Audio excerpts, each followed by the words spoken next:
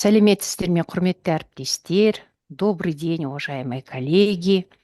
Мы рады видеть вас, встретиться с вами, общаться. Вас приветствует компания Блимленд, проект Блим Kids. Это цифровая образовательная платформа для дошкольных организаций, занимающихся воспитанием, обучением детей дошкольного возраста и всех, кому не безразличны вопросы воспитания детей дошкольного возраста. Құрметті әріптестер, осы бүгінгі тақырыбымыз перспективті жоспарлар мен циклограммаларды мемлекеттік нормативтік актілерге сәйкес жазу мәселесі жайындағы семинарымыз кеше 3 сәуірде өткен. Бұл вебинарымыздың жазуы YouTube каналымыз Білім Kids YouTube каналында бар. Сондықтан қазақ мемлекеттік тілде сіздер тағы да осы материалдармен танысқыларыңыз келсе, біздің YouTube каналымызға өтіңіздер. Сіздер үшін біз өте қуаныштымыз, материалдарымыз дайын. Сегодня мы вебинар проводим по теме «Как составлять перспективные планы и циклограммы в соответствии с нормативно-правовыми актами». Именно сегодня, 4 апреля 2025 года, на русском языке, для того, чтобы разгрузить именно материалы по слушанию вебинара, и так, чтобы мы могли иметь возможность с вами пообщаться после вебинара и не устать в то же время. Вопросы перспективных планов и циклограмм на данный момент достаточно актуальны, и по этому вопросу, по соответствию их нормативно-правовым актам, я думаю, у вас в коллективах, в целом регионах проходят очень много семинаров, встреч, методических объединений. Вы решаете эти вопросы, потому что в последнее время именно в нашей системе и в целом, кто работает более 30 лет, система дошкольного образования, часто бывают реформы, и это очень серьезный вопрос, и, можно сказать, не стоит расстраиваться по этой теме, по этому вопросу, так как именно система дошкольного образования является первой ступенью в системе образования Республики Казахстан. А наша Республика Казахстан ставит перед собой глобальные цели включения нашей системы образования в соответствии с международными нормами образования. И, естественно, вопросы цифровизации и умения специалистов системы дошкольного образования работать в соответствии с новыми реалиями – это достаточно серьезный, важный, но в то же время реализуемый вопрос. Итак, как составлять перспективные планы и циклограммы в соответствии с нормативно-правовыми актами? Когда к специалистам, дошкольникам, воспитателю или же специалисту по определенному предмету приходят проверки, или он защищает свои возможности на конкурсах, в первую очередь он говорит, на основании чего построена его деятельность. Так вот, мы напоминаем, что деятельность работников системы дошкольного образования основана в первую очередь в законе об образовании Республики Казахстан. Это статьи 5, 56, касаемые именно сегодняшней темы, а также государственного общеобразовательного стандарта дошкольного воспитания и обучения. Государственный стандарт, типовая учебная программа, типовой учебный план в 2022 году претерпели определенное преобразование. И мы, можно сказать, за вот эти несколько лет переработали этот материал, поняли, в какой сфере или в каких аспектах необходимо меняться, что можно преобразовать, где расширить свою деятельность. Это ясно, поэтому, конечно, стандарт, мы обращаем на него внимание. Но какая связь между государственным общеобразовательным стандартом и нынешней темой? Мы можем сказать, что необходимо обратить внимание на 3 позиции. Это подготовка, то есть выключайте звуки, выключайте, очень да, постановление правительства от 19 августа 2022 года, 581 приказ, и предъявляются требования к содержанию дошкольного воспитания и обучения с ориентиром на результаты воспитания и обучения. То есть мы знаем, что это результаты в мониторинге, да, отражаются, и готовность детей к школе. Максимальному объему учебной нагрузки воспитанников, то есть сверхнагрузки то есть максимальную нагрузку мы обязаны предоставить, и это будет отражено в типовых рабочих учебных планах. Сроку воспитания и обучения это тоже отражено, а также стандарт является основанием для разработки типовых вариативных учебных планов, да, разработки типовой и образовательных, вариативных, индивидуальных, адаптивных, дополнительных программ дошкольного воспитания и обучения, разработки методических материалов для организации воспитательно-образовательного процесса, разработки распорядка дня, и для целостного развития, раскрытия потенциала детей, создание социально-психолого-педагогических условий для развития детей, создание развивающей предметной пространственной среды и организация воспитательно-образовательного процесса как такового согласно стандартам и материалам типовой программы. Именно сегодняшняя тема, касаемая перспективных и циклограмм, непосредственно отражена в государственных стандартах. Следовательно, это обязательные аспекты, и мы следуем.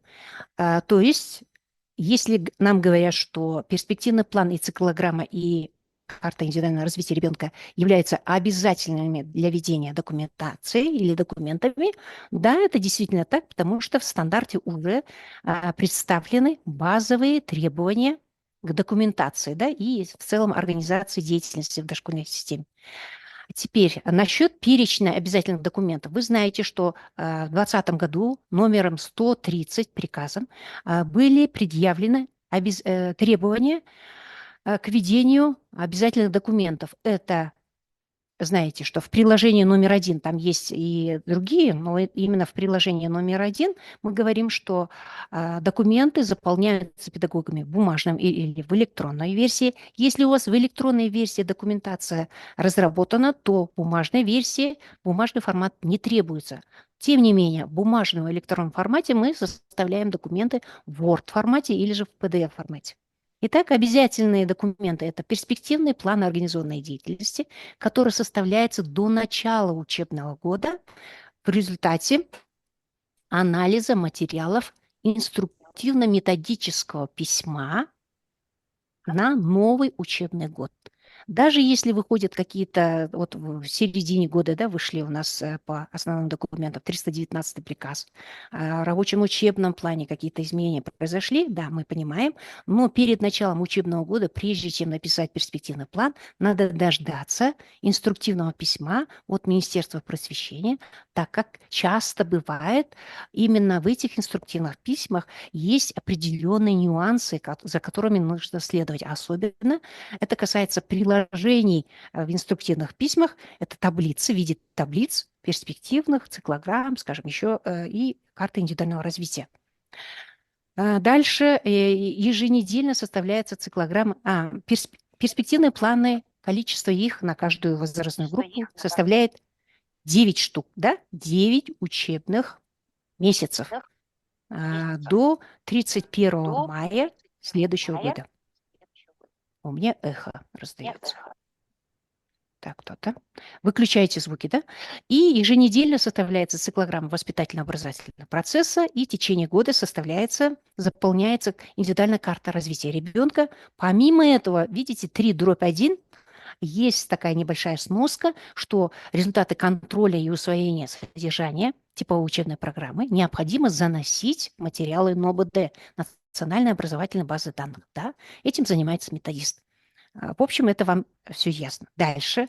Но я бы хотела обратить внимание ваше, несмотря на то, что основные документы являются перспективные циклограммы и карта индивидуального развития, все-таки нужно по ходу следить и за такими документами, как типовые вариативные учебные планы, режим дня и расписание организованной деятельности возрастных групп.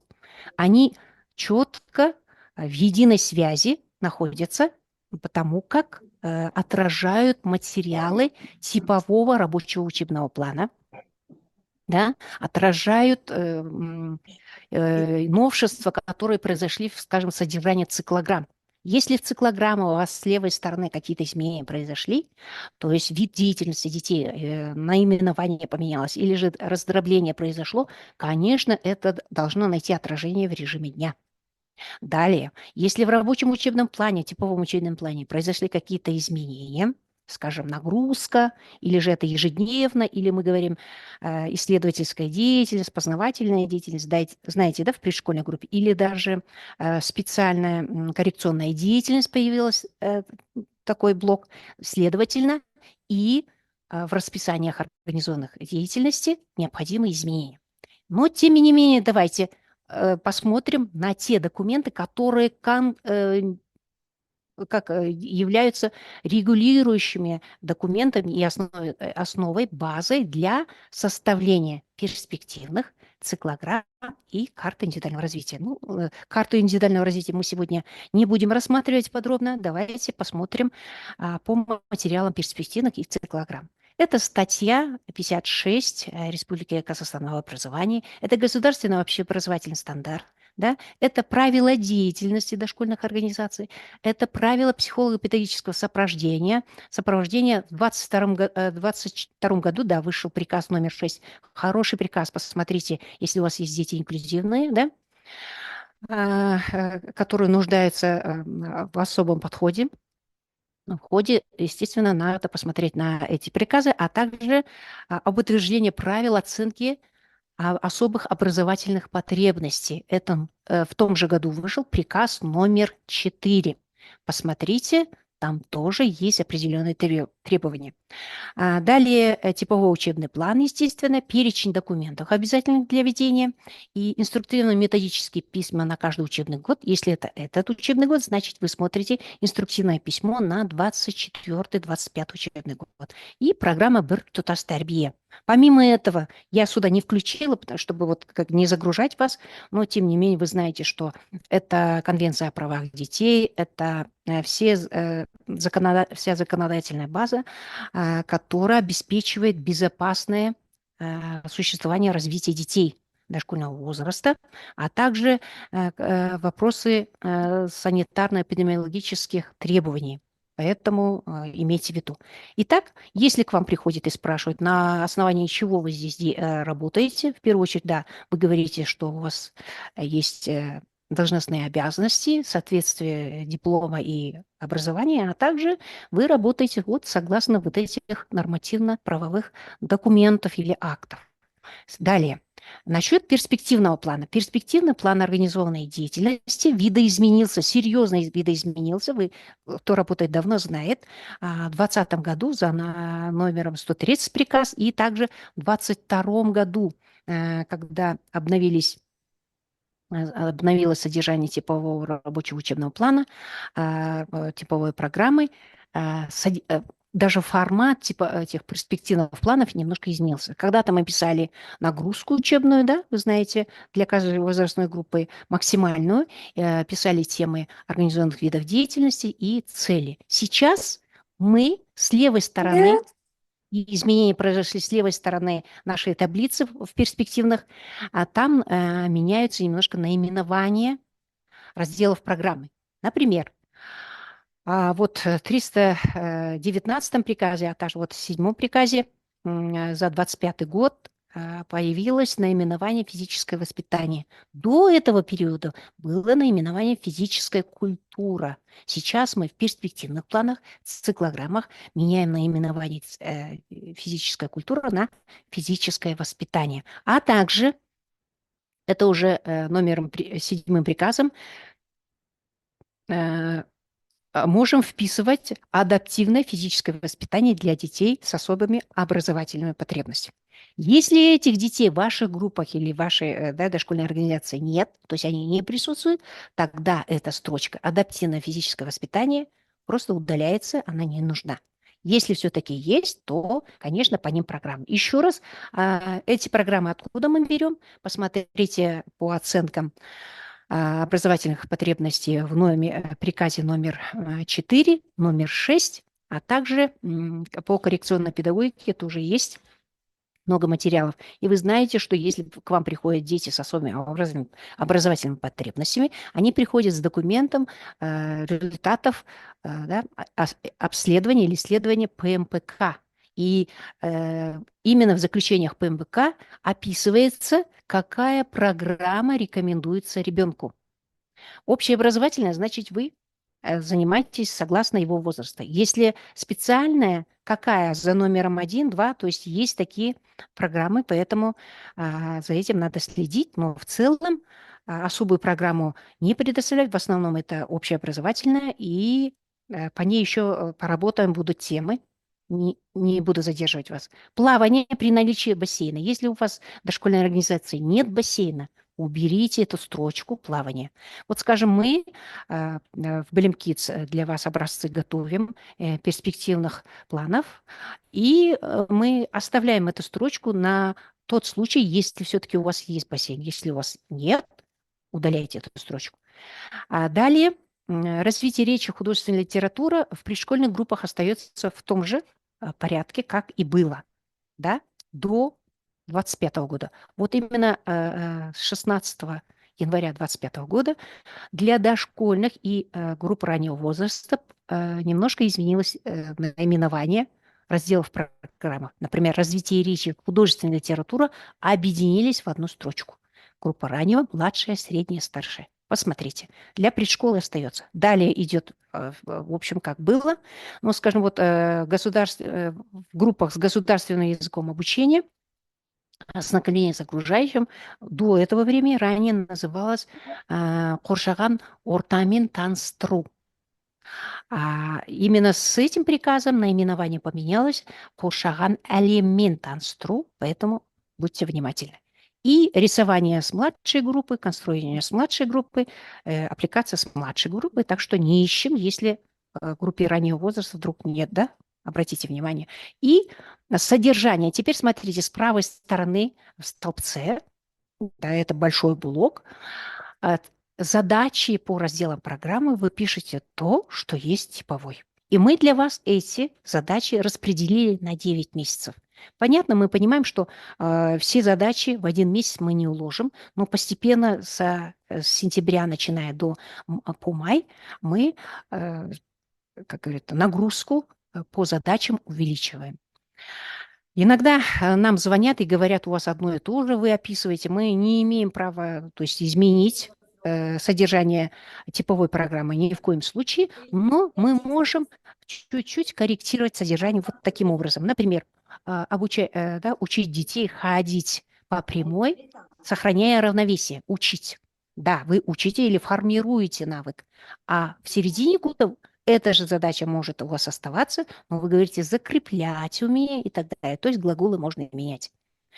А если у вас вариативные программы есть, и они э, как, не вступают в противоречие с типовой программой, то можно кое-что вписать, но это касается вашей личной именно деятельности дошкольной организации. В примечании перспективный план организационной деятельности составляется, смотрите, педагогом дошкольной организации. Это воспитателем, это два воспитателя, да, совместно с педагогом казахского языка, инструктором по физической культуре, музыкальным руководителем и специальным педагогом. Кто-то говорит, о, боже мой, отключайте звуки, пожалуйста, большая просьба.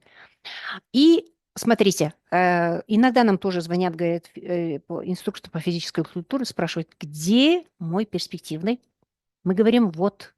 Он говорит для воспитателей. Обратите внимание, там есть и по физической культуре, по физическому воспитанию. То же самое и по казахскому языку. То есть все специалисты, которые работают в этой группе, составляют один перспективный план. Никакого иного, второго вида, третьего вида не надо. Как облегчена наша работа. С другой стороны, для проверяющих вы сразу выкладываете этот материал.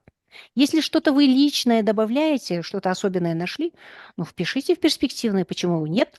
То есть этот документ заполняют все, кто занимается в этой возрастной группе. Ага. И И специальным педагогам обязательно, если в этой группе есть дети с особыми образовательными потребностями. То есть специальный педагог– это дополнительная единица, знаете. А также педагогам предшкольного класса. Если вы в предшкольном классе, при школе вы работаете, вы составляете перспективно именно педагог предшкольной группы или класса. Все. На этом, и, естественно, тоже со специалистом казахского языка, да, нужно советоваться. Вот кто есть, работает, пожалуйста. Это написано в приказе, поэтому я для вас скопировала, ничего не изменила. Вот. То есть я делюсь с вами мыслями о том, как я это понимаю, и мы надеемся, что мы все это понимаем таким образом. Дальше. Типовой учебный план дошкольного воспитания и обучения для детей ясельного возраста, потом дошкольного и предшкольного, да, появился недавно, 16 января 2025 года за номером 7, приказом номер 7. Какие изменения произошли там? Итак, давайте еще раз обратим внимание. В типовом учебном плане произошли изменения. Произошли. Какие? Они не кардинальные, можете не переживать, но все-таки нужно будет поработать. Физическое воспитание пишем. Физическое воспитание– это именно второй раз фраза, то есть это наименование пишется для того, чтобы отразить ту деятельность специалиста, которую он производит в течение своего рабочего времени в дошкольной организации. Например, физическое воспитание 3 раза в неделю осталось. Дальше осталась музыка 1 раз в неделю в ясельных группах. Все. Это учебная нагрузка. Значит, в году 108 часов по физическому воспитанию и 36 часов обязательных для музыкального руководителя. Все. Остальные ежедневно. Что это значит? Да, ваши специалисты провели занятия, но если у них полная ставка, значит, они должны да, отразить в циклограмме свою деятельность, которую они реализуют во всех возрастных группах в течение недели. Куда вы ходите, например, готовите утреннику, песни повторяете, может, на музыкально-шумовых инструментах что-то отрабатываете. То есть она зашла, занималась, дальше идет. Дальше элементы танцев, может быть, вы повторяете стихи, пожалуйста, это ваше дело. Также можно и, если вы в зал берете под ответственность и также приводите, или же это в групповой комнате, это внутренние вопросы надо будет решать. Теперь то, что касается тоже по физическому воспитанию. Инструктор по физической культуре, да, он провел свои занятия, но он работает, скажем, с 9 до часу. Значит, до часу все равно он может выйти на прогулку, отработать индивидуальную работу по развитию физических качеств, навыков, игры провести или же упражнения, если индивидуально, пожалуйста. Это ваше право. То же самое по музыке. И теперь добавилось наименование специальная коррекционная деятельность. Да, если дети есть, то в группе возрастной у вас, то эту деятельность надо отражать. Теперь вот я уже говорила, развитие речи и художественной литературы, они объединены в одно, но, в общем-то, задачи не меняются. И теперь обратите внимание, я уже сразу говорю, красными цветами я выделила количество звездочек. Это в наименовании организованная деятельность и вот далее. То, что касается дошкольного возраста, в приложении номер 2 редакции Министерства, да, приказа Министерства просвещения, вот за номером 7 приказов. Итак, какие изменения произошли? Да, только что я объяснила. Физическое воспитание, художественная литература, развитие речи, коррекционная деятельность. И обратите внимание, в этом возрасте, то есть с 3 лет, вводится освоение государственного казахского языка.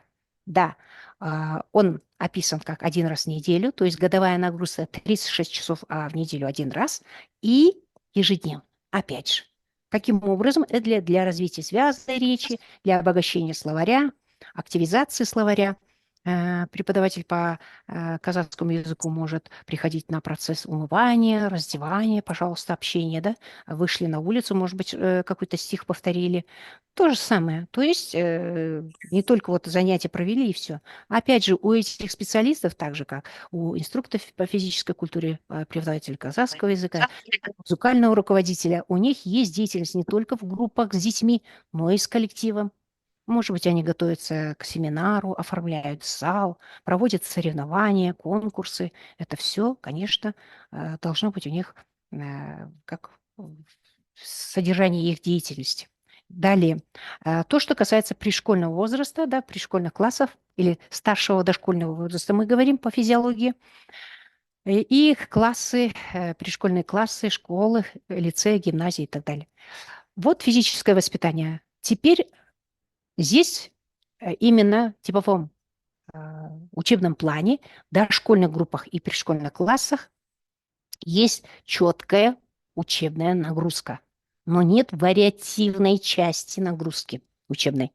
Раньше мы делили на две части, теперь просто единая максимальная какая нагрузка? 20 часов в неделю. Да?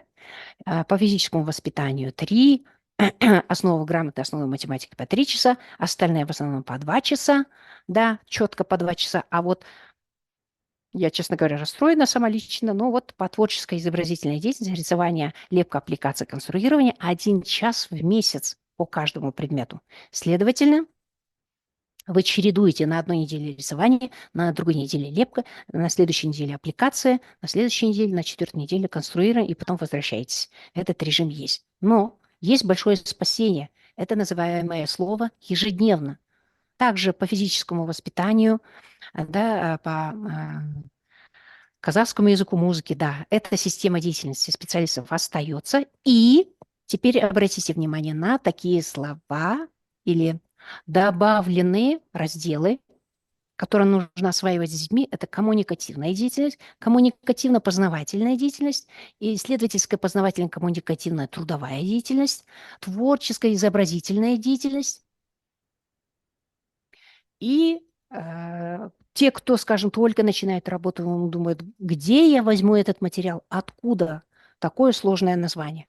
Никаких беспокойств, я вас уверяю. Вы работаете в таком же режиме, просто в утреннее время, дальше в свободное время от организованных видов деятельности вы все равно проводите игру упражнения, пальчиковую гимнастику, трудовую деятельность обязательно организовываете, какие-то соревнования, какие-то исследования, эксперименты. Дальше казахские народные игры вы проводите, настольные, мозаика. Ох, сколько их много, да? Так вот, они имеют четкое разграничение в наименовании своей. Например, если вы пишете ознакомление с окружающим миром, как замечательно, мы когда описывали трудовую деятельность, в скобках писали ознакомление с окружающим миром. Сейчас, наконец-то, четкое понимание произошло, что уход за комнатными растениями, труд в уголке природы или же на участке, или же а, вот там, на огороде, он имеет четкое наименование «трудовая деятельность». Поэтому удаляйте слово «ознакомление с окружающим миром», пишите «трудовая деятельность». Дальше, если все-таки там вы что-то, какие-то эксперименты, наблюдения за растением производите, ну, например, на прогулке, да, это исследовательское, познавательное, потому что вы узнаете, что такое клетка, да, не клетка, а этот, хлорофилл, который получается да, от лучей, солнечных лучей, то, пожалуйста, вы можете наблюдать лупой. Вы и так эту работу проводите. Просто в скобках напишите, когда процесс наблюдения– это исследовательское, познавательное, коммуникативное, потому что вы стихи читаете, рассказываете, вы ведете беседу, а трудовая деятельность– это касаемо при наблюдении, например, трудовой деятельности. То же самое творческая деятельность. Да, вы проводите раскраски, вы дополнительно какие-то работаете со стикерами, украшаете. Вы какую-то конструкцию делаете, которую вы не запланировали как организованный вид деятельности, но и она у вас работа ведется, поэтому сколько пишите творческая деятельность или трудовая. То же самое, если вы игры драматизации проводите, пишите творческая, там коммуникативная деятельность, пожалуйста. Здесь разграничение есть. Вообще с этим проблем не будет, можно не переживать. Далее. Итак, насчет вариативной части, давайте я сразу напомню, куда же вариативная часть делась, да? И когда у вас производятся проверки, говорят, у нас спрашивают вариативную программу. Где ваш вариативный? Мы говорим, что в утреннее время в предшколе, да, вариативную часть невозможно вносить. Все, максимально 20 часов нагрузки есть, невозможно. Но у вас есть время на прогулки, когда пришли с прогулки, занимаетесь да, деятельностью М, Балалардың дербес іс-әрекеті. иә. Индивидуальная деятельность детей тоже включает, отключается. Вот, поэтому по вариативной части, да, у вас должны быть программы вариативны, потому что каждый коллектив дошкольной организации занимается определенными исследованиями, да, по методическому плану, касающихся, скажем, здоровья детей, касающихся развития творческих способностей детей. Очень много у вас тем. Так вот, по этим темам, где у вас хромает, и об этом показывает ваш мониторинг. Мониторинг– это чисто вот, если вы честно его заполняете, там сразу видно, где у вас минусы, в какой сфере. Значит, по этому вопросу нужно разрабатывать, проводить какие-то исследования внутренние, да, находить какие-то методики, и это просто внести как вариативную часть. Но вариативная она может быть игры, упражнения, могут быть какие-то... Это говорит, попросить.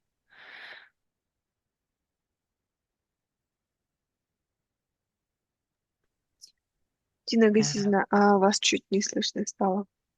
а теперь? Да, теперь слышно. Прошу прощения, наговорила. Вот отвлекаемся, потому что не отключайте свои звуки, отключайте микрофона. Большая просьба. Итак, вариативную часть можно реализовать в течение дня. Один раз в неделю, два раза в неделю или каждый день в течение 5 дней, но по чуть-чуть, по 15 минут. То есть здесь часов нет. То есть вы вот так столько-то часов вариативной части у нас есть, вы не говорите. Вы вот таких видов деятельности в течение года их количество может быть такое-то. Опять же, то есть если это ежедневно, вот это наше большое спасение, когда пишется ежедневно. Следовательно, вы можете в систему работы ежедневно вносить и вариативную какую-то работу свою. Ну, специалисты сами знают, что именно, над чем работают. А теперь над приложением. То есть даже в одной дошкольной организации может быть не одна вариативная программа, а несколько, ну, скажем, кратких для младших групп, для старших, для предшколы. Может быть, преподаватель казахского языка работает над своей особенной темой. Естественно, вариативно по своему предмету. Теперь я бы хотела обратить внимание, вот как бы, да, вроде бы анекдотично не казалось, но мы, так как работаем с нашими пользователями, которые на нас подписаны, работают с содержанием, да, получают эти материалы, перерабатывают их, они звонят по такому вопросу, как почему у вас в учебных планах нет этих звездочек. Вот пришла комиссия, и нам сделали замечание, у вас нет звездочек, а в приказе есть звездочки. Так вот, давайте вспомним, это вопрос касается филологии, да, или работы с текстами. А кто из вас писал научные статьи, защищал свои какие-то проекты, писал доклады и приводил примеры, скажем, цитат ученых или каких-то известных людей? Что они делали? Обычно они пишут текст и потом в конце пишут такое или звездочка, или номер один, или, то есть это материал для сноски. А внизу под текстом идет сноска. Под первой звездочкой, ну, например, что такое игра? И описывается, игра– это такой-то вид деятельности, Выгодский, полное собрание сочинений и так далее. Дальше. Под второй звездочкой в тексте или под номером 2, скажем, что такое прогулка? Это пишет, оказывается, Тихеева в таком-то труде на странице такой-то. Вот о чем речь. То есть вот эти звездочки– это порядок. То есть обратите внимание, описывается, что по этим звездочкам внизу под этими таблицами будут пояснения. Вот обратите внимание на то, что, например, первое, второе, третье приложение– это раннего возраста, дошкольник и старшего дошкольного возраста, звездочки стоят напротив организованного вида деятельности. Что это такое? А вот для тех, кто не знает четко, что это такое, идет после таблицы внизу описание, объяснение этого термина. Итак, что такое организованная деятельность, если у вас кто-то будет спрашивать? А вы говорите по сноске, которая есть в приказе, это интегрированное занятие, организованное педагогом и так далее. Это будет ваш грамотный ответ на вопрос. То есть звездочка касается того, что хотели объяснить авторы приказа по каким-то пунктам. Далее. Первый, второй, третий приложение, когда есть две звездочки. Там в основном касается по физической активности. Это когда каждый день. Что такое ежедневно? И вам объясняют. С учетом возрастных особенностей детей такого-то возраста в течение дня уделяется время на физическую активность. То есть вы проводите подвижные игры, вы проводите малоподвижные игры, вы какие-то соревнования проводите. В общем, это понятно. Далее. Где три звездочки? Вот теперь три звездочки в разных этих приложениях по-разному. Где-то три звездочки касаются только пения, а где-то три звездочки касаются обучения, да, освоения государственного языка. Вроде, казалось бы, три звездочки, а они описывают совсем другое. И также внизу четыре звездочки, они также, то есть если новшеств много, непонятных терминов, по ним объяснение идет внизу, по каждой таблице. Я думаю, теперь этот вопрос исчерпан, и вы в своих рабочих планах не обязаны писать эти звездочки, потому что вы не авторы приказа, вы просто пишете физическая культура 3 раза в неделю, и еще раз физическое воспитание 3 раза в неделю, физическое воспитание ежедневно. Если хотите описать, тогда поставьте звездочку внизу и под таблицей ставите описание. Если этого описания нет, вы и так, когда пишете рабочий учебный план на основе приказа министра просвещения номер такой-то, да, номер 1, номер 7. Здесь семерка выпала. Что там? Я думаю, для вас это ясно. То есть это вопросы с текстом, филологические вопросы, да? Языкознание и так далее. Теперь то, что касается циклорам. Это обязательный документ. По ним какие изменения произошли? Да, по ним есть изменения. Обратите внимание на то, что до 22 года, даже до 23 года мы ранее писали просто прием детей и беседа с родителями. Это одна строчка была. Теперь разделены, правильно, прием детей он сам по себе. Беседовать с родителем вы можете, а можете и не беседовать, если времени нет, дети плачут. По-разному бывает, но все-таки, смотрите, родителями и законными представителями ребенка и также консультации. Вот это слово «законными представителями» наконец-то правильно вписано.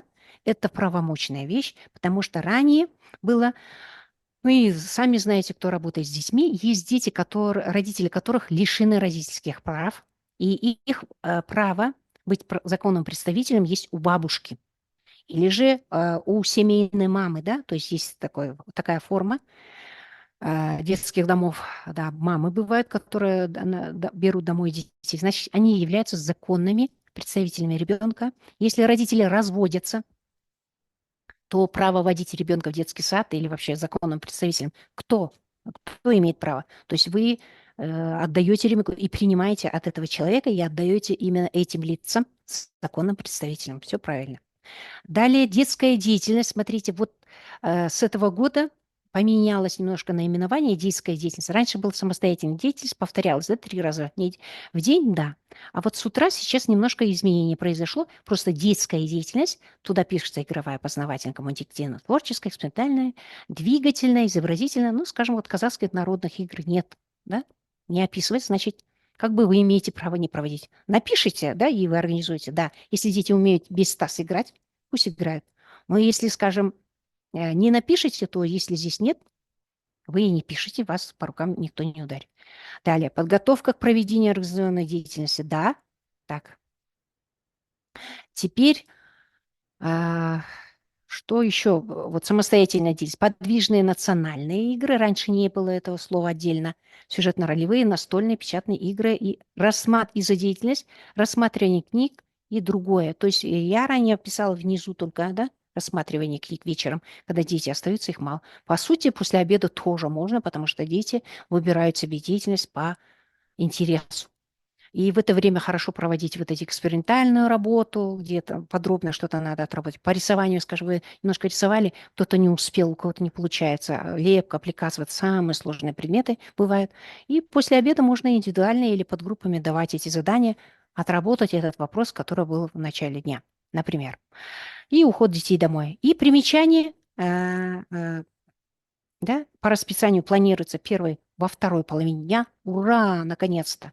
До 23-го года, кажется, этого слова не было, и мы страдали от того, что не могли перенести на после обеда правомочно. Сейчас, да, мы имеем право и в утреннее время проводить, и после обеденно, когда дети проснутся, да, и есть время, можно доработать какие-то вопросы, которые, ну, с утра уже не получается.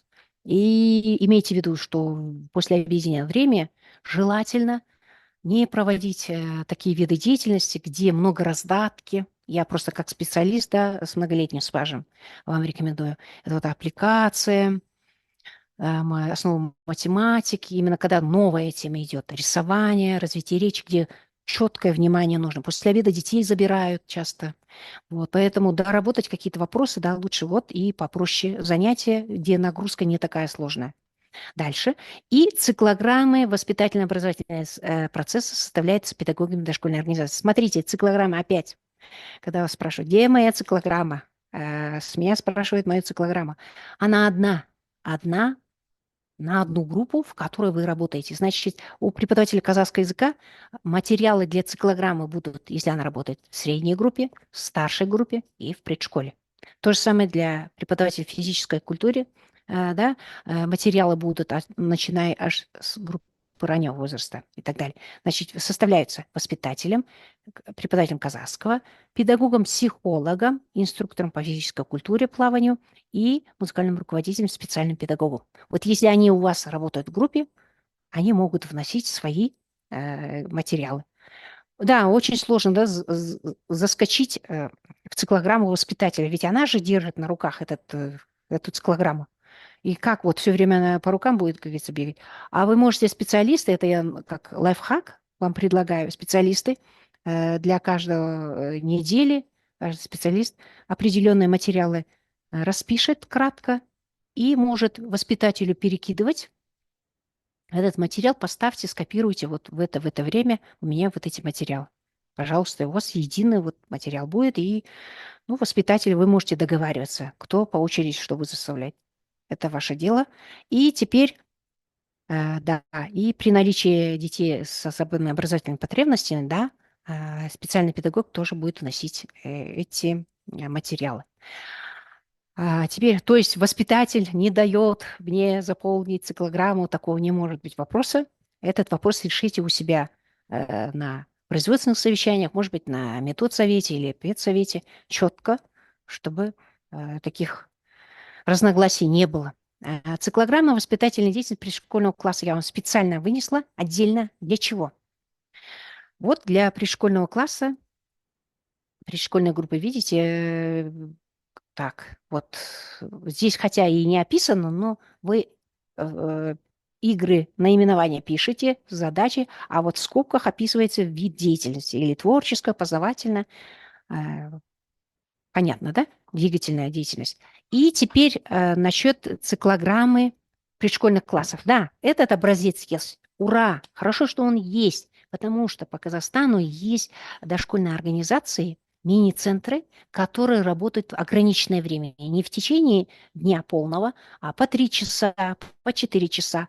Ну, все, что у них есть в уставе. Так вот, вы можете использовать эти материалы, например, образец этой циклограммы для планирования своей деятельности. Ну, например, можете здесь взять, пожалуйста, здесь как раз на полдня, да, с 9 до часу, скажем, дети, или до 12, все, что описано там у вас в правилах деятельности вашей организации, и запланировать вот такой вид деятельности. Или же, даже если есть группы, которые работают после обеда, то есть они после обеда приходят, дошкольные, после обеда приходят и, скажем, до 5 присутствуют. Следовательно, надо подумать. Значит, вы обязательным компонентом вписываете прием детей, беседы с родителями, законными представителями обязательно. Утреннюю гимнастику посмотрите. Если это по времени не входит, тогда вы ее не вставляете. Подготовка к проведению организованной деятельности. Да. Подготовка это ОД по расписанию. Да. На прогулку надо сходить. Если по времени вы все равно там где-то 1,5 часа, и далее вы еще 1,5 часа находитесь в этой организации, обязательно водите детей на улицу.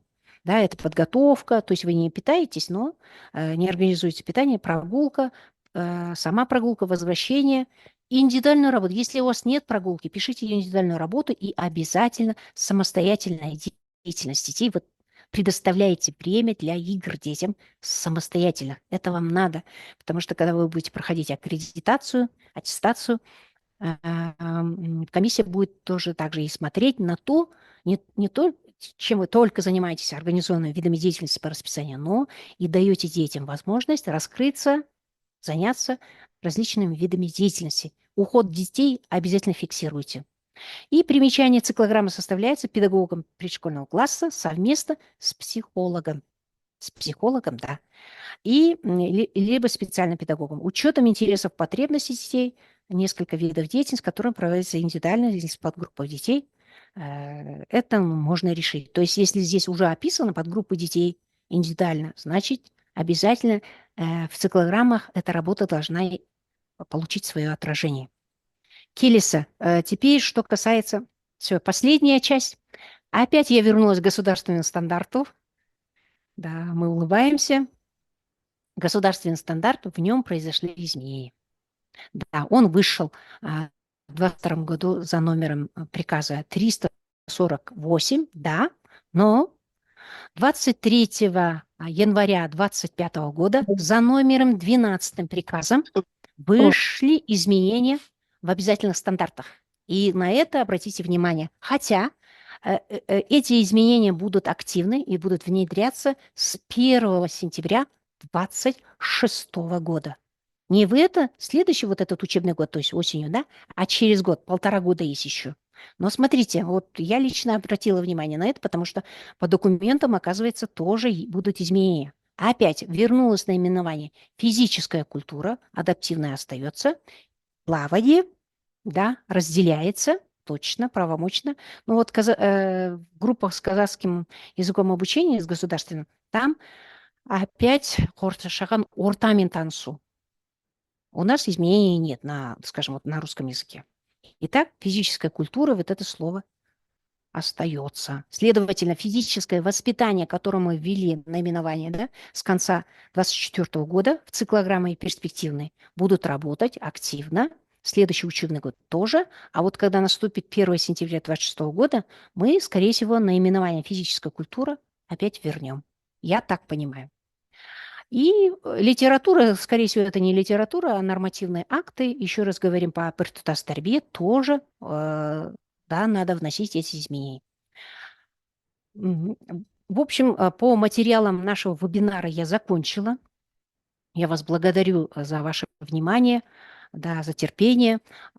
И хотелось бы вас пригласить работать с нами тоже вместе с командой Belém Kids. Зависает. Зависает, хорошо, зависает. Подключайтесь к нам. Давайте я пройду на наш сайт. У кого есть вопросы, можете уже задавать. Я готова отвечать. Так, Блинкиц.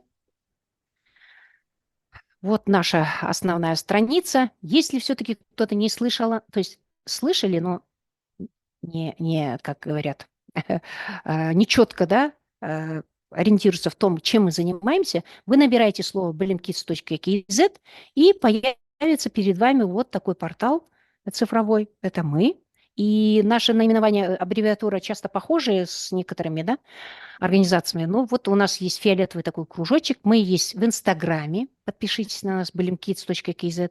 В YouTube-канале blim.kz. Там у нас много бесплатных для вас записанных вебинаров, которые наши специалисты мы проводили по государственной аттестации, по заполнению циклограмм, по мониторингу, по индивидуальным картам развития, по аттестации педагогов, по каждому изменению, которое происходит, сразу мы выходим, потому что часто очень много вопросов задают, и сложно нам это по одному. Поэтому думаем, давайте мы соберем и всем расскажем об этих новшествах. А также по методическим аспектам, по играм, игровой деятельности тоже есть. Заходите туда на наш сайт, подписывайтесь, слушайте, убыстряйте, медленно останавливайте, но в течение дня, выходных можете слушать, потому что думаем, что для вас это будет полезно.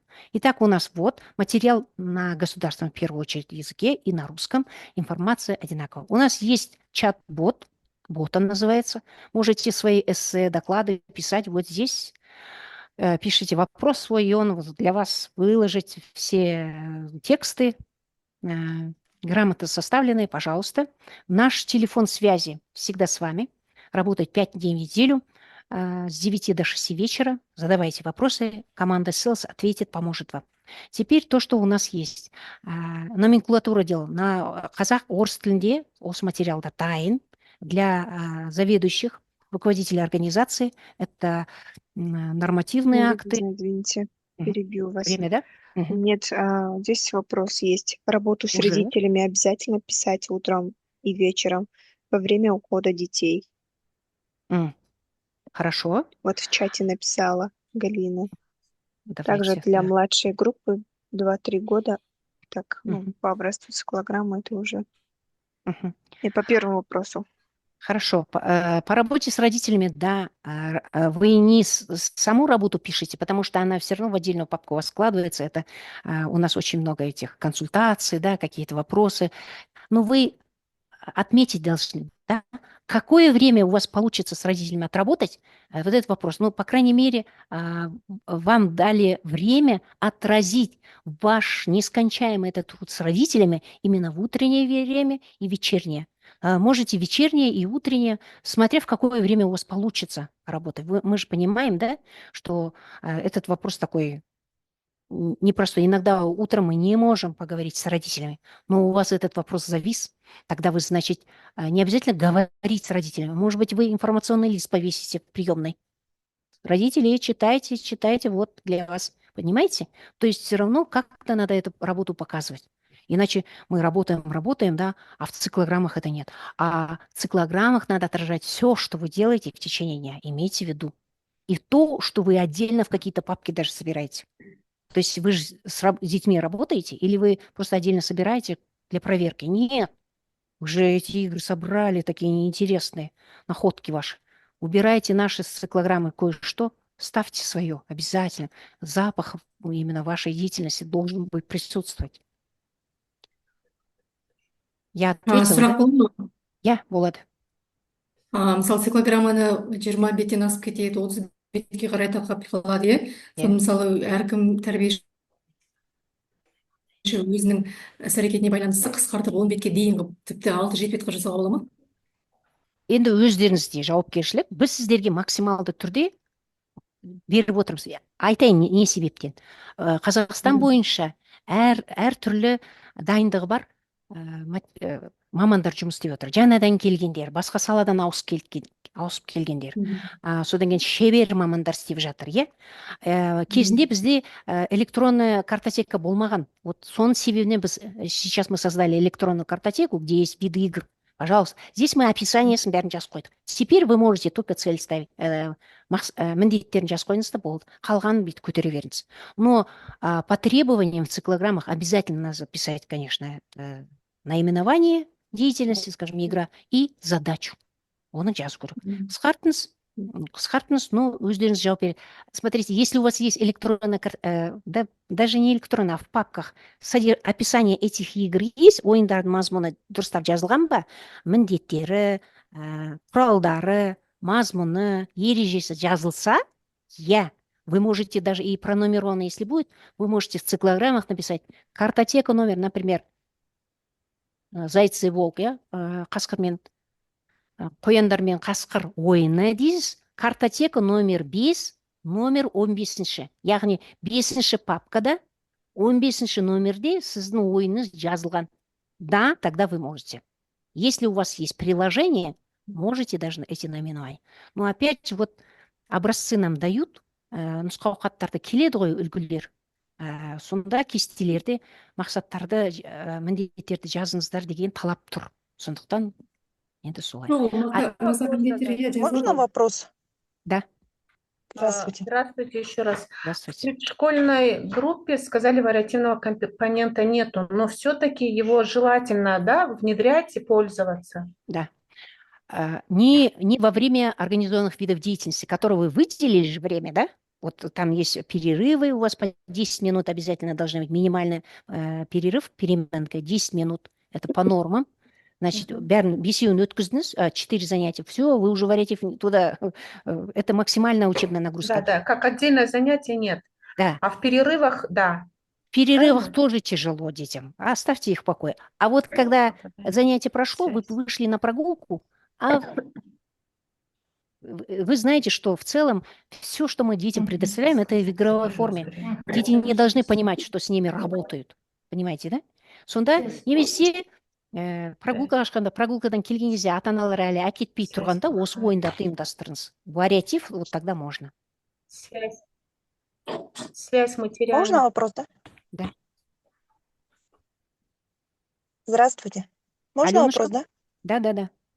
Хотела Сердюк. спросить, вот вы отметили, что нужно составлять циклограммы совместно с психологом, казаховедом, который ведет в предшколе у нас. Да. А если им же не оплачивается за это, они будут с нами работать, просто бесплатно и составлять с нами циклограмму? И смотрите, если это предшкольный класс, там только педагог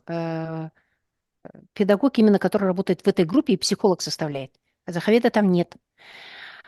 И у вас для преподавателя казахского языка, если у нее в ставке, да, в смысле в ее рабочую деятельность входит только проведение занятий, да, она не будет Мгм. писать циклограмму.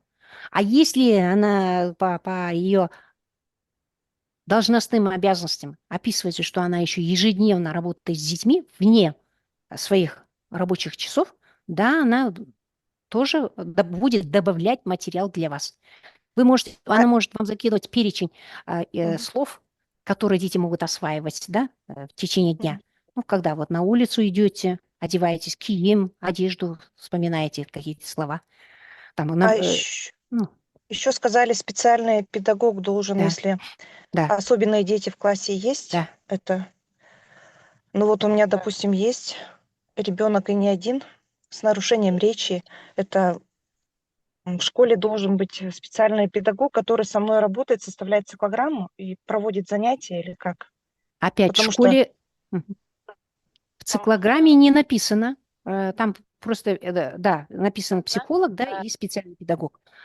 Опять же, если ее по должностным инструкциям это входит в обязанности, то она будет, да, составлять вместе с вами. Если этого человека взяли на должность, если его не взяли, то есть руководитель организации, то, естественно, вы за это не отвечаете. За это несет ответственность руководитель организации.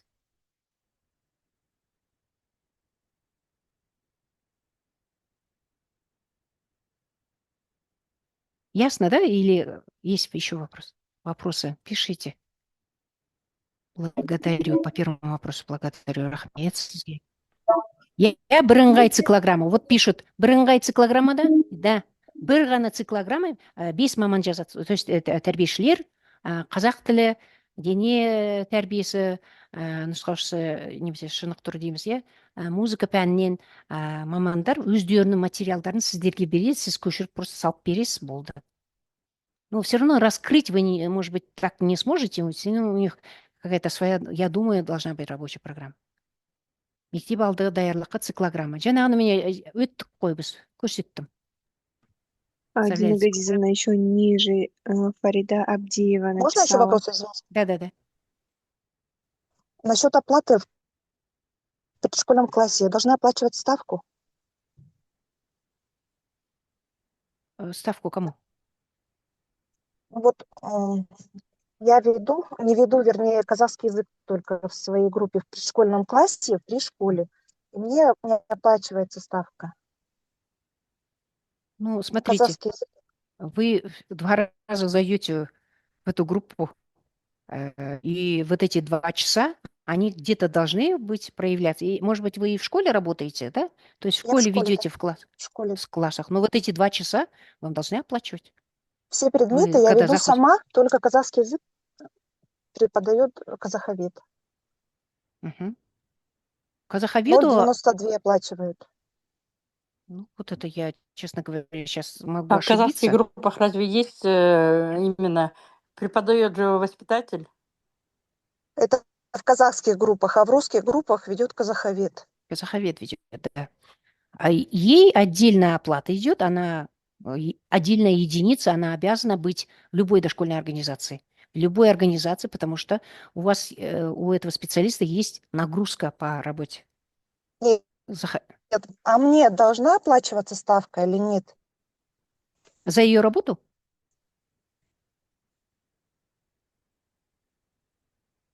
Я немножко не поняла вас. Вы являетесь воспитателем дошкольного, предшкольного Да, класса. да, предшкольного класса. Да.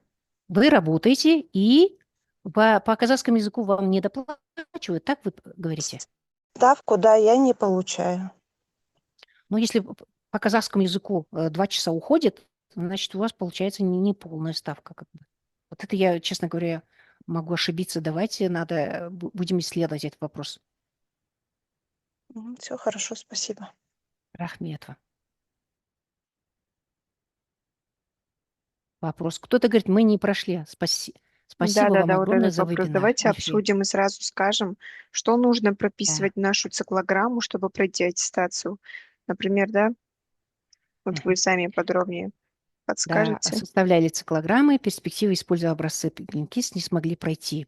По нашим циклограммам перспективным дошкольные организации проходят аттестацию. А вот те, которые, ну, то есть, и они не объясняют обычно, почему они не прошли, а те, которые не прошли, тоже не объясняют, почему они не прошли. И, скорее всего, есть такие, да, как бы, да, нюансы. Каждая дошкольная организация, каждый педагог должен по этим циклограммам перспективным все равно что-то отрабатывать. Если вы даже приобретаете наши материалы, да, это хорошо, мы просто вам единый формат даем, но в каждой дошкольной организации, в каждой группе есть свои определенные нюансы. Ну, элементарно.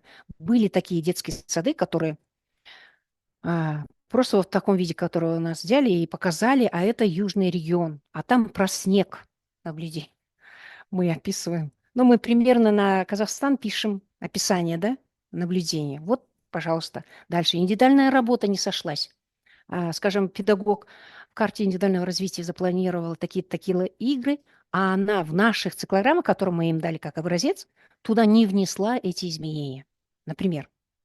Далее. Мы даем мы даем эти, игры, упражнения, например, по основам математики. Ну, давайте я вам покажу в каталоге. Так, каталоге. Время уходит, да? Да, также Давайте сразу вот. циклограмму откроем, примерно где что нужно прописывать. Это тоже нужно будет, Ага. наверное, показать.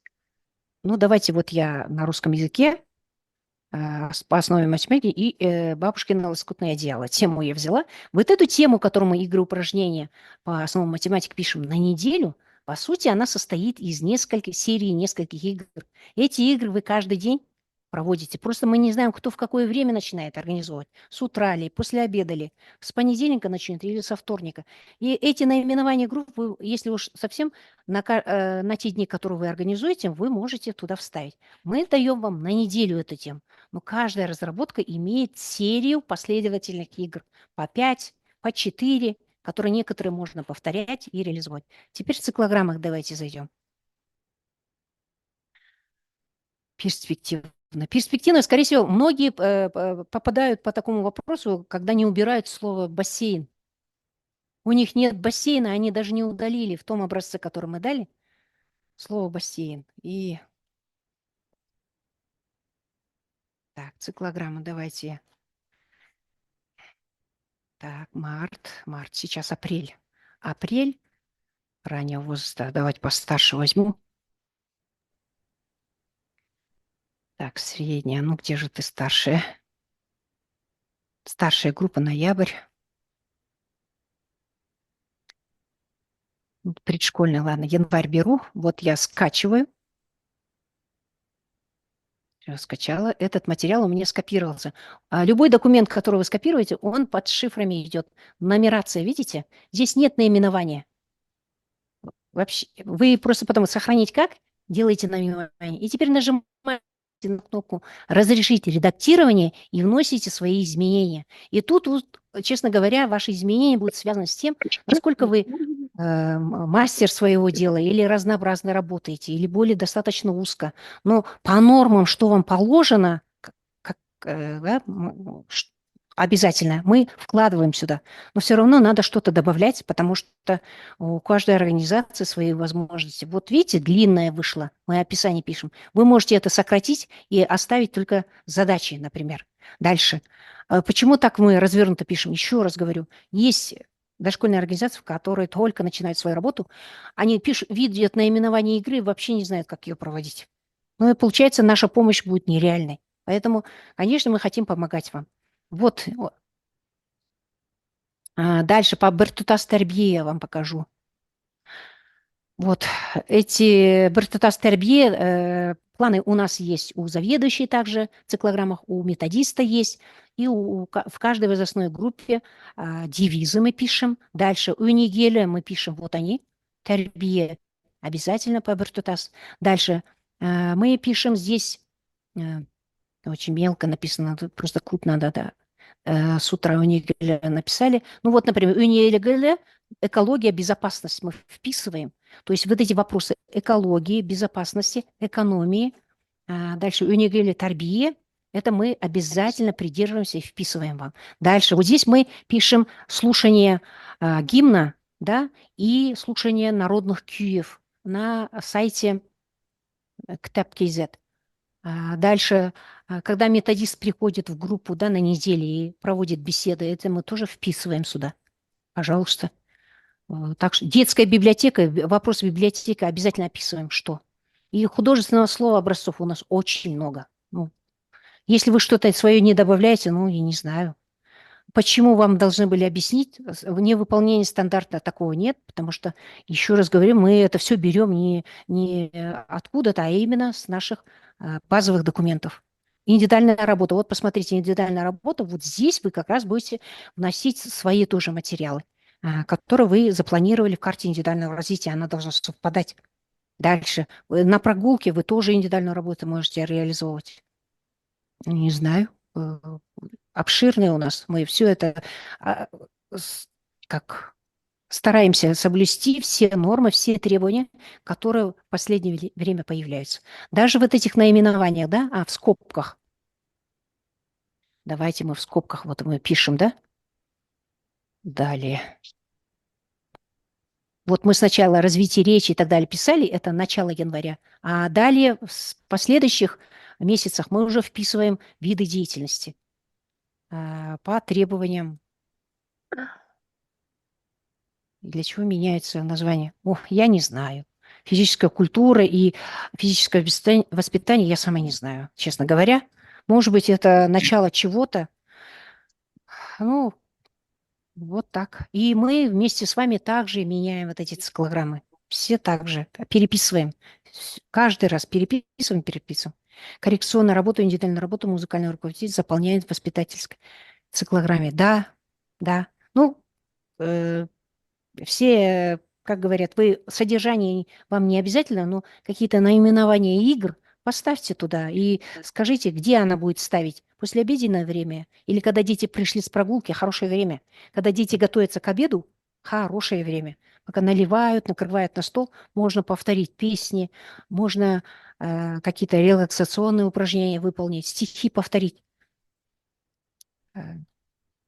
Спасибо.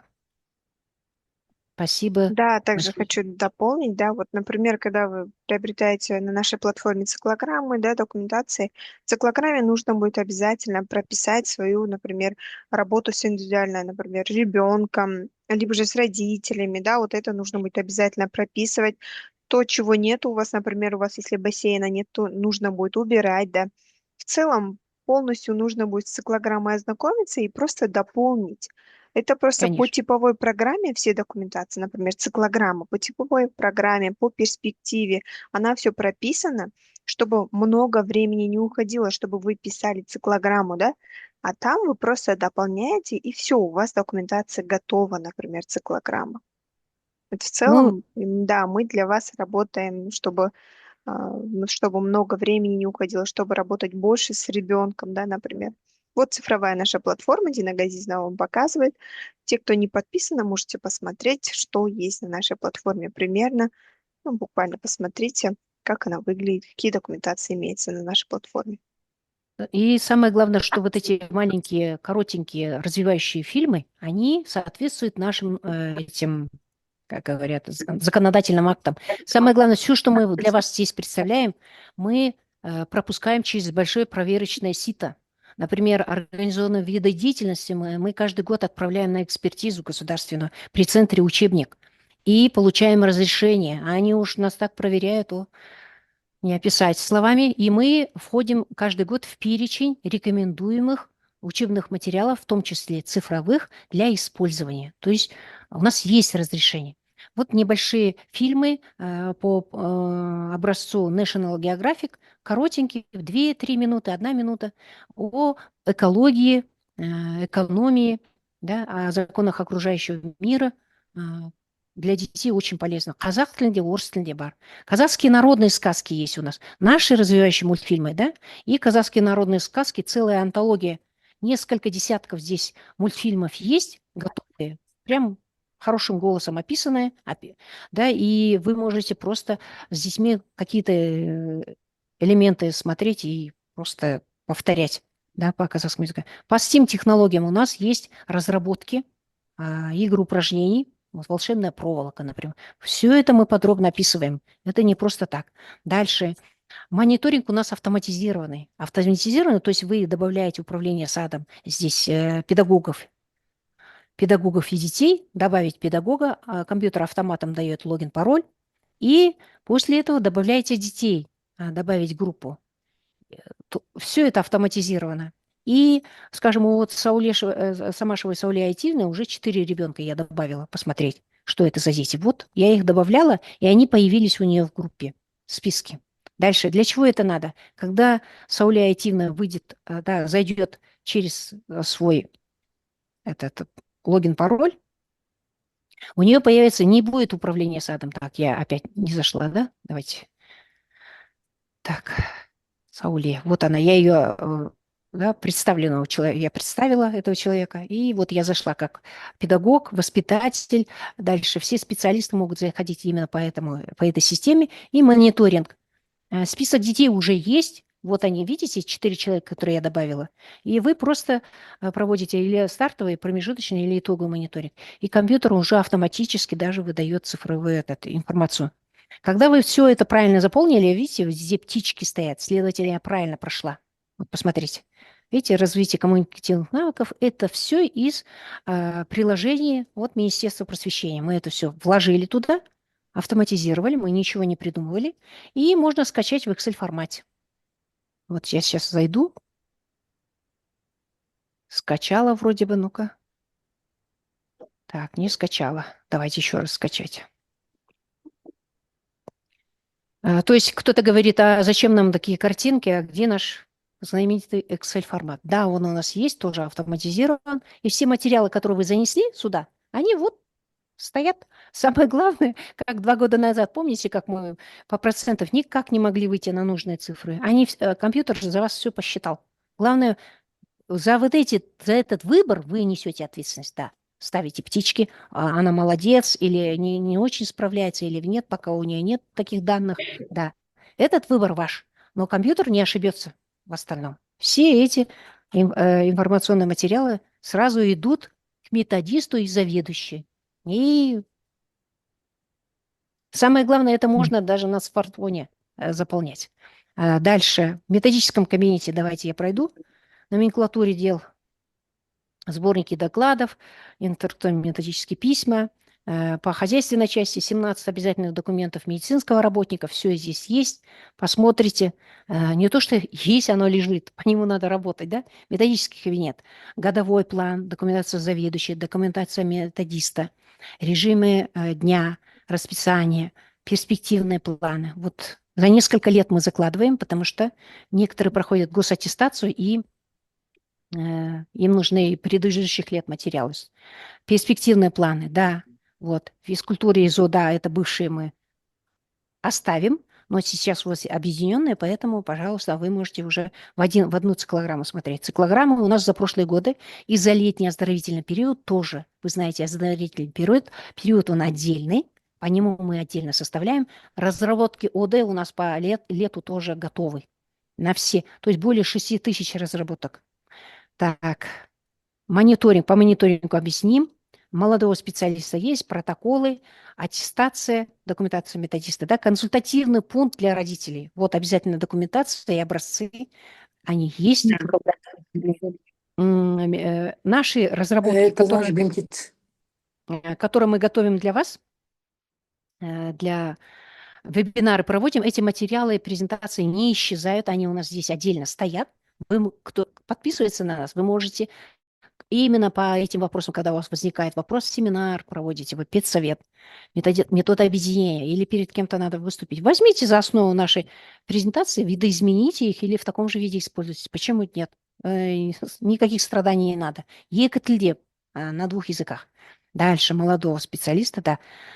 Документы по коррекционной педагогике, логопед, психолог, тифлопедагог отдельно еще есть, и коррекционная деятельность отдельно, разработки, комплексные занятия для предшколы есть логопеда, психолога, консультации на 2 языках, ектли. Все, что мы для вас здесь предоставляем, на 2 языках. Имейте в виду. Вот только на одном языке нет, такого нет.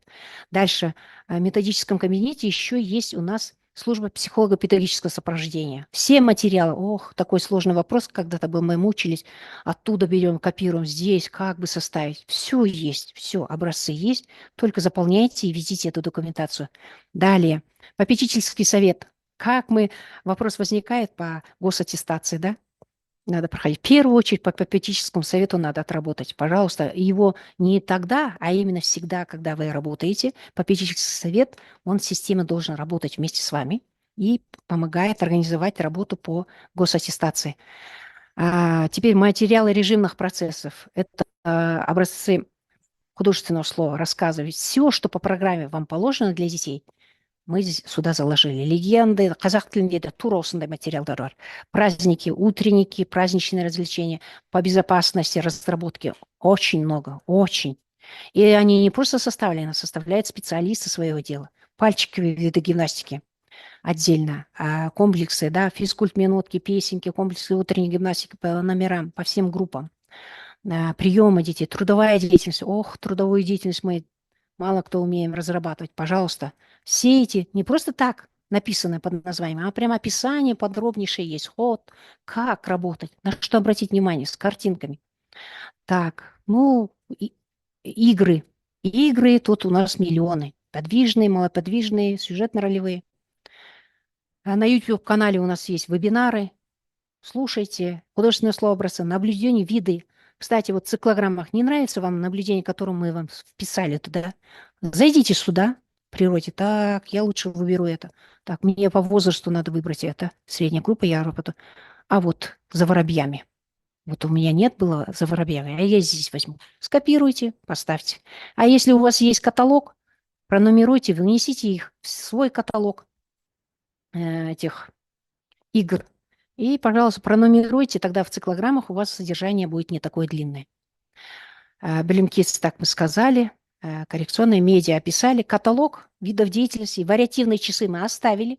Вы можете в неурочное время проводить или дополнительно, или в кружковую работу организовать. Это ваше дело.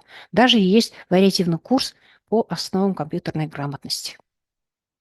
И также он расписан подробнейшим образом. Вы не думаете, что это так? Вот мы... Все это описание идет. Каким образом? То есть это может даже проводить любой воспитатель, кто заинтересован. Еще вопросы есть, да? Так, спасибо большое, как получить образцы. С вами свяжутся, оставьте ваш телефон. Спасибо большое, познавательно. Циклограмма Халай Алуга Булат. Привет. Тарифы у нас есть. Смотрите, у нас есть годовая подписка на 12 месяцев. Я много говорю. А еще есть отдельно, с этого года мы наконец-то отранжировали для заведующей отдельно, для методиста, для воспитателей, специалистов. Купить дальше и по месяцам. На 1 месяц, на 3, на 7, на 12 месяцев. По идее, вам выгодно всем коллективам подписаться. Годовая подписка. Это организует руководитель организации. И все специалисты, кого добавить здесь, да, руководитель, будут пользоваться всеми материалами, заходить в любую группу и брать все, что ему нужно.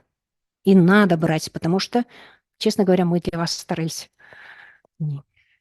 Денно и ночно. У нас работает большая команда. Как энтузиастов и у которых действительно душа болит за это дело. Дорожим своим делом. Так, все, да, бесплатные полезные вебинары, да, пройдите на YouTube-канал.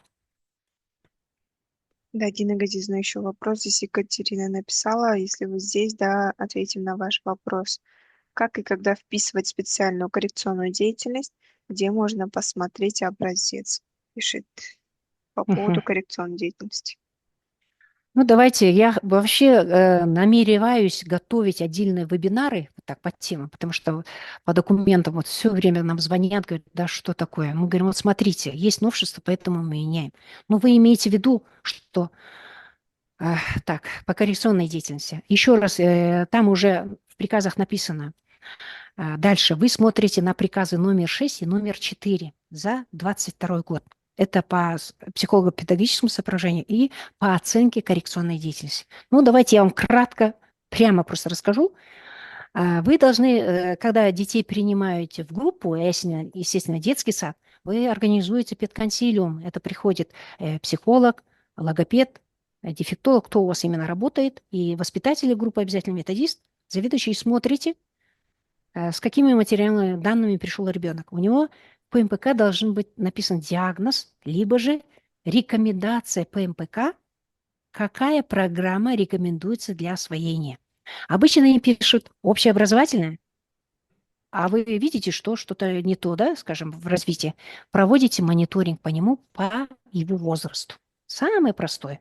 Наш мониторинг, который вот, с которым мы всегда работаем, провели и видите, что данные, скажем, по развитию речи точно слабенькие, и, скорее всего, вам скажут недоразвитие речи, ЗПР, ЗРР или какой-то уровень. Все. Если этого не описано, тогда вы можете сами определить, ваш логопед поможет, специалисты. Если ребенок не осваивает эту программу, и он точно не справится, тогда вы предоставляете ему материалы не этой возрастной группы, хотя он старшую пришел, а средней возрастной группы по развитию речи. Попробуйте еще раз пройти. Если он уже цепляется, значит, ему предоставляете программу среднего возраста, хотя он в старшей группе. И специальный педагог может. Специальный педагог будет работать обычно, если задержка психического развития, тогда это по мелкой моторике, знаете, да, это психолог по познавательным процессам и так далее. А вот воспитатель что может предложить? Ну, например, если с координацией движения слабо. Конечно, специалист, да, инструктор по физической культуре ребенку программы старшей группы не даст. Там надо бегать с увертыванием, с ускорением, да где же. Тогда он составит программу для ребенка более щадящую, предыдущего возраста или еще меньше. Все зависит от мониторинга и от результатов данных ПМПК. Следите за этим. А потом есть сайт коррекционной педагогики Института САТР. Там тоже очень много программ можете внести. Где вносить? Ищите возможность. Если ребенок не может вместе с детьми сидеть во время ОД, дайте ему возможность такую, чтобы он позанимался, или в это время придет, его заберет психолог. То есть вам циклограмму деятельности специалистов взаимно проникновенно хорошо надо описать. Вот, смотрите, здесь она купила на Тағы сұрақтарыңыз бар ма? трансформер. А можно Сұрақ қоюға бола ма? Болады. Не бойынша сұрайын деген мониторинг бойынша. Бала мысалы қыркүйек айынан бастап наурыз айына дейін балабақшаға келеді. Наурыз айында ол бала шығып кетеді балабақшадан. Сонда анау мониторинг бойынша сұрайын деген ғой. Мониторингте қорытынды бізде бақылау жұмыстары жүргізіледі ғой қаңтар айына, мамыр айына дейін. Сол баланы біз қосамыз ба, қоспаймыз ба? Пока он не вышел, рахмет, сұрағыңыз керемет, НОБД-ның материалдар. Егер НОБД бойынша бала шығып кетті ме, яғни сіз все равно бала сол уақытқа дейін шыққанша, НОБД бойынша шыққанша, приказ бойынша шыққанша, әлі группада болды ма, я оны қорытындыға қосыңыз. Это очень важно. Если вдруг, смотрите, вы мониторинг по НОБД он вышел, а вы в мониторинг его добавили, забыли, он вам испортит данные. Ну, как испортит? Или он повысит ваши данные, то есть они нечестные будут, или же, наоборот, занизится. За этим надо следить. Шынайы кім қатысты соларды бағалау керек. То есть по Посоветую. приказу, да. Собственно. Если по НОДБД он вошел, а в группу еще он не пришел, Мгм. может, что-то они где-то уехали, все Да, да, равно да. материалы по его НОБД надо вписать. Он должен участвовать там. Позже, или вы придумали, вы не можете придумать. Свяжитесь Да, да. онлайн с родителями, что-то надо организовать. Следите за НОБД и вашими приказами. Бала болат, да, по нему этот анализ сделайте. А қорытынды Мгм. мониторингті жасаған кезде бала шығып кетті, сіздер былай істейсіздер, мониторинг, мысалы, балапан тобының қорытынды мониторингті өту кезінде балапан тобында балалардың саны 24, хотя было 25. Прям 24 Иә. қылып жазыңыз. И все, и по Мгм. ним результаты покажете. Никто этого Мгм. ребенка как бы искать не будет. Но бывают случаи. Бір нәрсе болды, ата-аналар недовольны. Что-то они неправильно занимались с ним. И где-то, может быть, у ребенка что-то появилось, да, особенность, да, в поведении, да, она не проявилась, а в школе появилась. Потом говорят, где это было? Кто с ним? Никто не занимался. Начинают Да, искать да. и могут такие расследования проводить. Тогда вы скажете, нет, он всего лишь нас посещал вот так-то, по приказу так, Март ну, это месяц. он участвовал промежуточным, вот его показания, а в итоге его Мгм. не было, и следующий год, то есть он ушел с детского сада, мы за него ответственность не несли, например. Мгм. Всё понятно. Да, потому что в мектепте в школе же запрашивают же индивидуальную карту развития ребенка. Да. Четко описывайте, за этим надо следить, потому что бала 25 бала қалтыра саласыз, а он не участвовал, у вас данные сразу могут понизиться. Да, Вот да, его однозначно. вот эта Все, рахмет фамилия сізге. можете испортить. Сізге де рахмет. Рахмет. По мониторингу было очень много. Но я хотела бы, вот сейчас посмотрим, поработаем. Значит, обязательный документ – это перспективный циклограмм. Мы с вами сегодня отрабатываем по новшествам, да, что, какие там изменения произошли, следите за этим. По карте индивидуального развития хотела вот на следующей неделе, Бирса, на следующей неделе, четверг, пятница, в казахском и русском языке, мы будем проводить вебинар именно по вот этим документам. Да, скорее всего, по карте индивидуального развития, а потом еще одну неделю посмотрим, что вот, какой самый актуальный вопрос будет. Дина Газизовна, уақыт таяп Да, қалды, уақыт. аяқтайық. Аяқтайық. Құрметті әріптестер, сіздердің осы біздің вебинарымызға белсенді қатысқандарыңыз үшін көп рахмет. Біз ризамыз сіздерге. Сіздер көтерген мәселелер біз үшін де қызықты және шешуге біз үнемі дайынбыз. Біз үнемі өзгеріп отырамыз. Қаншама өзгерістер пайда болады, біз күшейіп, көбейіп жатырмыз. Көп рахмет, уважаемые коллеги, мы вам благодарны за участие, активное участие в нашем вебинаре по теме соответствия этих основных документов нормативно-правовым актам. Мы готовы работать с вами всегда, потому что действительно понимаем, насколько важно работать скажем, по таким видам документов. За обратную связь благодарим вас. Желаем вам крепкого здоровья, успехов в деятельности, чтобы у вас все, что вы задумали, получалось с большим плюсом. Сау болыңыздар. Да, коллеги, Спасибо. благодарим за участие, что до конца были с нами. По поводу подписки вы можете через госпортал, поговорив с заведующей, выйти и подписаться, либо же также можете как физлицо с коллегами собраться и приобрести подписку годовую. Подписка годовая с апреля по апрель месяц у вас доступ будет. Также, если вы проходите аттестацию, за 3 года вы дополнительно документы получите. Спасибо за обратную связь. Благодарю Дина Газизовна за полезную информацию. Подписывайтесь на наш Billim Kids, также на YouTube-канал. Всего доброго, до свидания. Сау болыңыздар. Скажите, пожалуйста, номер телефона, куда можно будет позвонить. 8707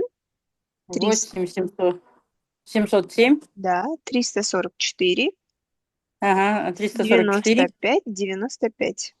95. Это что за организация будет это? Компания Billim Land, цифровая платформа Billim Kids. Угу. Все, спасибо. Не за что, до Спасибо. свидания. Спасибо большое, пишут Үлкен рахмет. Сіздерге де көп рахмет. До новой Очень. встречи. До следующего.